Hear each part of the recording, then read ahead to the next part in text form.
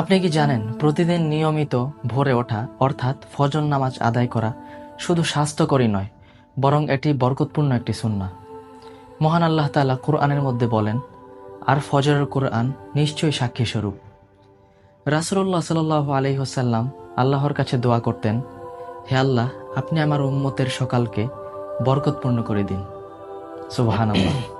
আর হ্যাঁ প্রিয় ভাই, প্রতিদিন যারা এই বরকতপূর্ণ সময়ে ঘুমিয়ে থাকেন তাদের জন্য দুঃসংবাদ হলো, রাসূল সাল্লাল্লাহু আলাইহি ওয়াসাল্লাম বলেছেন, উক্ত ব্যক্তি যিনি ফজরের সময় ঘুমিয়ে থাকেন তার ঘাড়ে শয়তান 3টি গিঁট বেঁধে দেয়। অর্থাৎ তিনি যখন ঘুম থেকে ওঠেন, আল্লাহর নাম নেয়, তখন তার একটি গিঁট খুলে দেওয়া হয়। এরপর তিনি যখন ফজরের নামাজের জন্য অজু করতে গেলেন, তখন আরেকটি গিঁট খুলে দেওয়া হয়।